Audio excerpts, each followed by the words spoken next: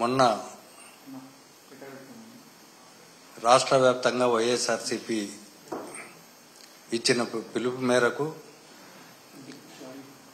Current ఛార్జీలు దాదాపు 15,000 కోట్ల పైన ప్రజలపైన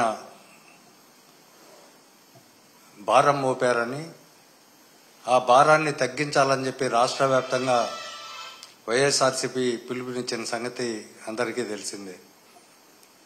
ఈ సందర్భంగా రాయచోట్లో కూడా పెద్ద ఎత్తున నిరసన కార్యక్రమం జరిగింది. నిరసన కార్యక్రమంలో మాజీ జెడ్పీపీ, తర్వాత మాజీ ఎంపీపీ, అలాగే డైరెక్టర్ ఆఫ్ ప్రాసిక్యూషన్గా పనిచేసినటువంటి న్యాయవాది జల్లా సుదర్శన్ రెడ్డి కూడా ఇందులో యాక్టివ్గా పాల్గొనడం జరిగింది.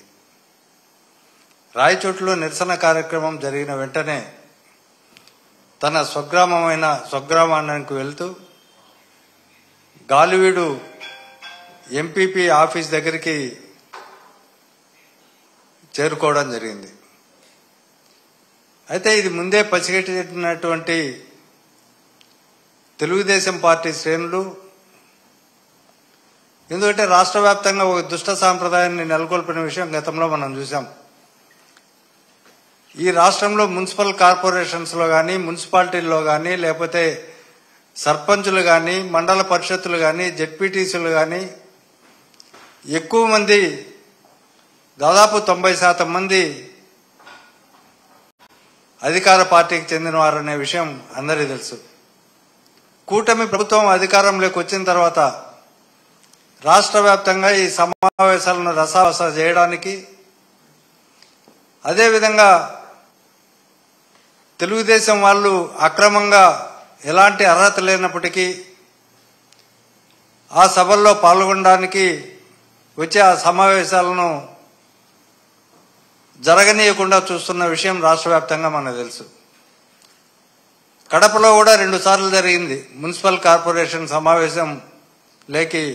అక్కడ లోకల్ ఎమ్మెల్యే ఆ సమావేశం జరగనీయకుండా బయట వ్యక్తులను లోపలికి తెచ్చి పోలీస్ బందోబస్తుతో నానా అల్లరి చేసి వైసీపీ కార్పొరేటర్ల పైన, మేయర్ పైన దాడి చేసి అక్కడ సమావేశాలు జరగకుండా చేయడం కూడా మనం చూసాం. ఈ సందర్భంగానే గాలివీడు మండలంలో ఉన్న ప్రజా సమస్యలపైన కూడా ఎంపీపీ కార్యాలయం కూడా తెరవకూడదని చెప్పి సుదర్శన్ రెడ్డి వాళ్ళ అమ్మ, అక్కడ ఎంపీపీగా ఒక మహిళ ఉంది, ఆమె వృద్ధురాలు, ఆమె నేను కూడా గాలివీడుకు వస్తున్నాను అని సుదర్శన్ రెడ్డి చెప్తే సుదర్శన్ రెడ్డి మార్గ మధ్యంలో ఆమెను పికప్ చేసుకోవడానికి వాళ్ళ ఊరికి అక్కడికి రావడం జరిగింది.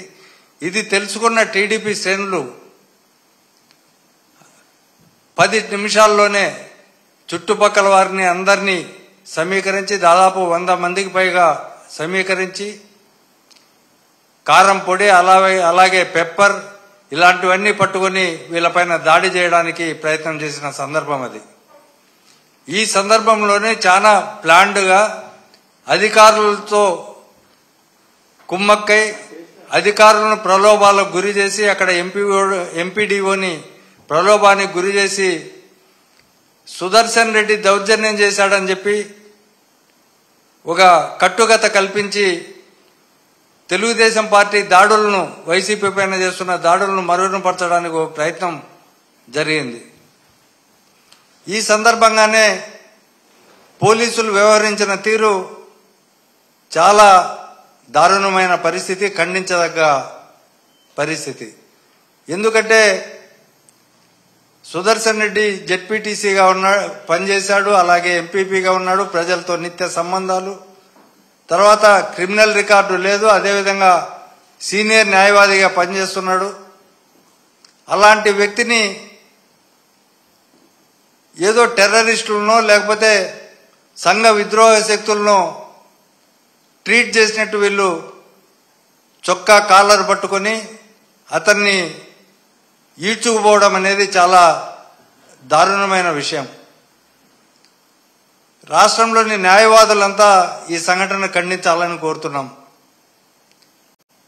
అదే సందర్భంలో దీన్ని రాజకీయ కక్షతో రాజకీయ దురుద్దేశంతో ఉప ముఖ్యమంత్రి పవన్ కళ్యాణ్ గారు గాలివీడుకు వచ్చి తర్వాత బాధితుడిని పరామర్శించే నెపంతో కొన్ని రాజకీయ వ్యాఖ్యలు చేయడం కూడా ఇక్కడ గమనార్హం. అక్కడ నిజంగా జరిగిండే వాస్తవాలను ఆయన విచారించకుండా ఎంపీడీఓని ఏ సందర్భంలో ఎలా 108లో గాలివీడు నుంచి రాయచోటికి ఎలాంటి దెబ్బలు తగిలినప్పటికీ చేర్పించడం, తర్వాత మంత్రి రాంప్రసాద్ రెడ్డి గారి తమ్ముడు లక్ష్మీప్రసాద్ రెడ్డి ఆధ్వర్యంలో అతన్ని మళ్ళీ రిమ్స్కు తీసుకెళ్లడం, ఈ సందర్భంగా గాలివీడులో వైసీపీలో ఎవరెవరు యాక్టివ్గా ఉన్నారో వాళ్ళందరిపైన కేసులు బనాయించాలనే కుట్రలో భాగంగా ఉన్నతాధికారులతో ఎస్పీ స్థాయి అధికారులతో మాట్లాడి ఒక పథకం ప్రకారం ప్లాన్ చేసి అక్రమ కేసులు బనాయించడం జరిగింది. ఈ అక్రమ కేసులతో పాటు పవన్ కళ్యాణ్ గారు ఈ రాష్ట్రంలో మొన్ననే డీజీపీ గారు ఈ రాష్ట్రంలో ఏఎస్ రంగంలో ఎన్నెన్ని నేరాలు జరిగాయనే విషయాలు స్పష్టంగా చెప్పాడు. వాటిపైన దృష్టి పెట్టకుండా రాజకీయ దురుద్దేశంతో గాలివీడుకు పర్యటించి అక్కడ కూడా రెచ్చగొట్టే వ్యాఖ్యలు, రాయలసీమ యువతను కించపరిచే విధంగా రెచ్చగొట్టే వ్యాఖ్యలు చేయడం అనేది అందరూ గమనించారు. వైఎస్ఆర్ కాంగ్రెస్ పార్టీకి 11 సీట్లే వచ్చాయి. దాన్ని గమనించండి, వాళ్ళ తొక్క తీసి కింద కూర్చోబెడతాం, ఎంతటి వారైనా ఉపేక్షించాం అన్న విషయాలు ఆయన మాట్లాడడం అనేది సిగ్గుచేటైన విషయం. ఎందుకంటే ఒక ఉప ముఖ్యమంత్రిగా ఉంటూ ఈ రాష్ట్రంలో అనేక అరాచకాలు జరిగితే దానికి బాధ్యత వహించకుండా లేదా అందులో బాధితులు ఉన్న వారి వైపు నిలబడకుండా దాడి చేసిన వారిని ప్రశ్నించకుండా కేవలం రాజకీయ దురుద్దేశంతో గాలివీడు పర్యటనకు రావడం అనేది ముదావహం. ఇందులో పోలీస్ స్టేషన్స్లోనే వైసీపీ కార్యకర్తలను పోలీస్ స్టేషన్లోనే తెలుగుదేశం వాళ్ళు దాడి చేస్తే పోలీసులు ముందరనే ఏమీ అనలేని పరిస్థితి. బలవంతంగా వైసీపీ వాళ్ళ ఆస్తులు లాక్కుంటుంటే ఏమీ అనలేని పరిస్థితి రాష్ట్రంలో ఉంది. మధ్యాహ్న భోజన పథకం కార్మికుల దగ్గర నుంచి పై స్థాయి అధికారుల వరకు అవుట్సోర్సింగ్ లో పనిచేసే వాళ్ళందరినీ ఏకపక్షంగా తీసివేస్తున్న పరిస్థితుల్లో ఎవరైనా నిరసన తెలిపితే వారిపైన కేసులు పెట్టడం జరుగుతుంది. ఈ రాష్ట్రంలో సోషల్ మీడియా పైన ఎలాంటి నేరం చేయకపోయినా సూపర్ 6 హామీలను అమలు పరచనందుకు ప్రశ్నిస్తే వాళ్ళపైన కేసులు పెట్టడం రాష్ట్ర వ్యాప్తంగా జరుగుతూ ఉంది. ఇలాంటి నేరాలు జరుగుతున్న సందర్భంలో ఆయన సొంత నియోజకవర్గంలో జరిగినటువంటి వాటిని కూడా ఆయన ఎక్కడ బాధితులను పరామర్శించిన దాఖలాలు లేవు. ఆయన అధికారంలోకి రాకముందు 34,000 మంది మహిళలు అపహరణకు గురయ్యారు, హ్యూమన్ ట్రాఫికింగ్ జరిగింది అని చెప్పి అనేక బహిరంగ సభల్లో చెప్పాడు. అసెంబ్లీలో అధికారిక లెక్కల ప్రకారమే అది తప్పని తేలిపోయింది. ఈరోజు ఆ 34,000 మంది ఎక్కడున్నారో పవన్ కళ్యాణ్ గారు చెప్పాల్సిన పరిస్థితి.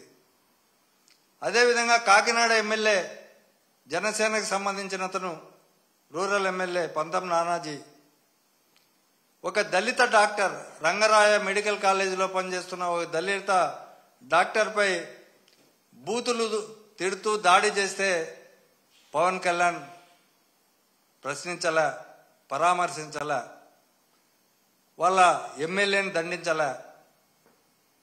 ఎలమంచలి ఎమ్మెల్యే ఒక విలేకరిని కిడ్నాప్ చేస్తే దాని గురించి వాళ్ళ ఆ ఎమ్మెల్యేని ప్రశ్నించాలా, పోనీ ఆ బాధితుని పరామర్శించాలా.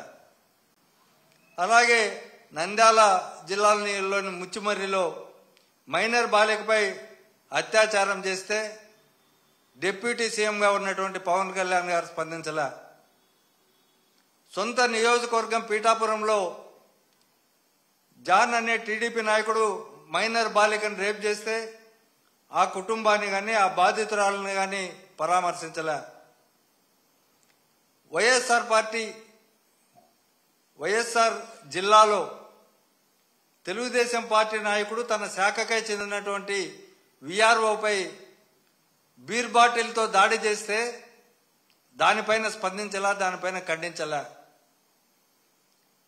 ఇలా రాష్ట్ర వ్యాప్తంగా ఏవి జరిగినా ఆయన ఖండించలా. కేవలం రాజకీయ దురుద్దేశంతో, రాజకీయ కోణంతో గాలివీడు పర్యటనకు వచ్చి అన్ని అబద్ధాలు వల్లించి తప్పుడు కేసులు బనాయించేదానికి అధికారులను ప్రోత్సహించినట్టు స్పష్టంగా కనిపిస్తుంది.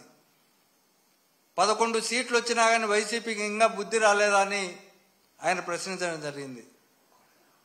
3 పార్టీలు ఏకమైతే జగన్ గారు ఏకైక వ్యక్తిగా ఒక పార్టీగా వైఎస్ఆర్సీపీ పార్టీగా 40% ఓట్లు తెచ్చుకున్న విషయం పవన్ కళ్యాణ్ గుర్తించాలి. ఈరోజు మీరు ఇచ్చిన సూపర్ 6 హామీలన్నీ తుంగలో దొక్కినారు. ప్రజాగ్రహం పెళ్లిబుకుతోంది.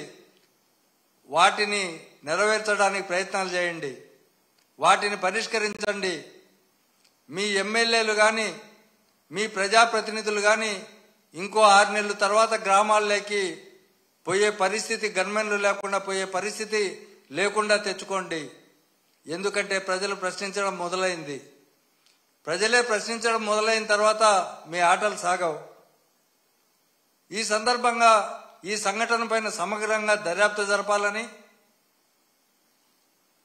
నిష్పక్షపాతంగా కాల్ డేటాను విశ్లేషించాలని మేము అధికార పార్టీ ప్రతిపక్ష పార్టీలో ఉన్నప్పటికీ మా న్యాయవాది సుదర్శన్ రెడ్డి కాల్ డేటాను కానీ, వాళ్ళ కుటుంబ సభ్యుల కాల్ డేటాను కానీ, అదేవిధంగా మంత్రి అయినటువంటి రాంప్రసాద్ రెడ్డి వాళ్ళ తమ్ముని కాల్ డేటాను, తర్వాత ఎంపీడీఓ, తర్వాత అధికారుల కాల్ డేటాను పరిశీలించి ఎవరు దీనికి బాధ్యులో సమగ్రమైన దర్యాప్తు చేసి విచారణ చేయాలని చెప్పి మేము ప్రభుత్వానికి విజ్ఞప్తి చేస్తున్నాం. అదే సందర్భంలో అతి నీచంగా ఒక ఉన్నత స్థానంలో ఉన్నటువంటి న్యాయవాది పైన ఇలాంటి దాడి జరగడాన్ని మేము తీవ్రంగా ఖండిస్తున్నాం. పోలీసులు కూటమి మాటలు వినడం మానివేయాలని, అదేవిధంగా అధికార పార్టీ మాటలు విని ఉద్యోగులు కూడా మోసపోవద్దని చెప్పి మరోసారి వాళ్ళకు విజ్ఞప్తి చేస్తున్నాం. ఇలాంటి సంఘటన ఇంకొకటి అనంతపూర్లో జరిగింది. ఒక సివిల్ డిస్ప్యూట్లో శేషాద్రి అనే న్యాయవాది నీ పోలీస్ స్టేషన్కు పిలిపించి అక్కడ పోలీస్ స్టేషన్లో అతన్ని సిఐ, ఎస్ఐ, పోలీసు సిబ్బంది అతనికి వ్యతిరేకంగా మాట్లాడి అతన్ని పరిస్తే అతనికి ముందే కాళ్ళు లేవు, గతంలో హార్ట్ ఆపరేషన్ జరిగింది, అలాంటి వ్యక్తి నిన్న చనిపోవడం జరిగింది.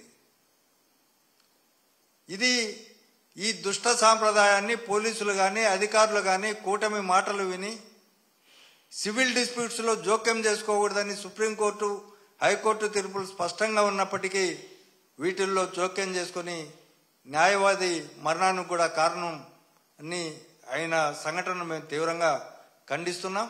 మేము ఇది నేషనల్ హ్యూమన్ రైట్స్ కమిషన్ కూడా దానికి బాధ్యులైన సిఐ పైన, ఎస్ఐ పైన, పోలీస్ అధికారుల పైన చర్యలు తీసుకోమని మేము అడుగుతున్నాం. అదేవిధంగా ప్రైవేట్ కంప్లైంట్లు కూడా వీటిపైన వేయబోతున్నాం.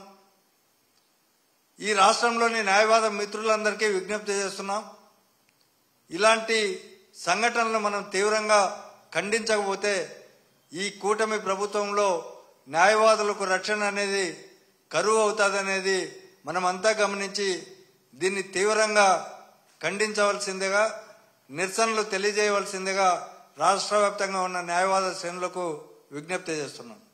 Thank you.